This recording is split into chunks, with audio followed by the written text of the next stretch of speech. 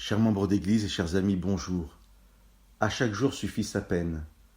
Parole de Jésus devenue proverbiale, que l'on trouve à la fin du chapitre 6 de l'Évangile de Matthieu, le fameux Sermon sur la montagne. En résumé, Jésus dit « Ne vous inquiétez pas de ce que vous mangerez, boirez, de quoi vous serez vêtus. Votre Père qui est dans les cieux sait que vous en avez besoin. Cherchez d'abord le règne et la justice de Dieu, et tout cela vous sera donné par surcroît. Ne vous inquiétez donc pas du lendemain, car le lendemain s'inquiétera de lui-même. À chaque jour suffit sa peine. » À chaque jour suffit sa peine. Quelle est notre première compréhension à l'écoute de ce proverbe ? Le possessif qu'emploie Jésus, sa peine, se réfère à quoi ? Est-ce votre peine ? À chaque jour, vous avez assez de travail, de charge ? Est-ce la peine du jour ? Chaque jour a sa propre peine. Et les deux sont peut-être la même chose. Que ce soit ma peine ou celle du jour que moi je vis, c'est du pareil au même. Et souvent, cette parole est comprise dans ce sens. Il ne faut pas entreprendre chaque jour qu'un travail proportionné à ses forces et selon le temps que l'on peut y consacrer.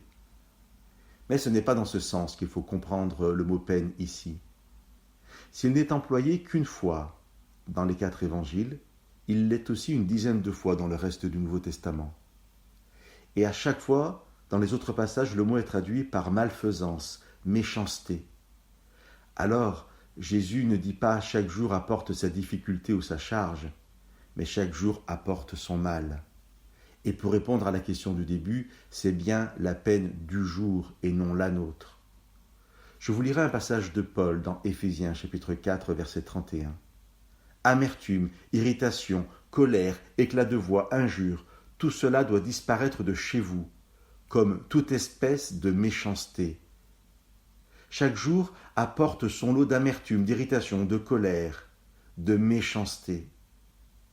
Paul continue le passage en disant « Soyez bons les uns pour les autres, ayez du cœur, pardonnez-vous mutuellement, comme Dieu vous a pardonné en Christ. » Et dans le passage de Jésus, lui disait « Cherchez le royaume de Dieu et sa justice, ne vous inquiétez pas du mal que fait chaque jour et ne devenez pas méchants comme lui. » Ce ne peut être qu'une grâce de Dieu, mais il nous fait la promesse de s'occuper du mal de chaque jour pour que nous puissions nous occuper du bien pour ceux qui nous entourent.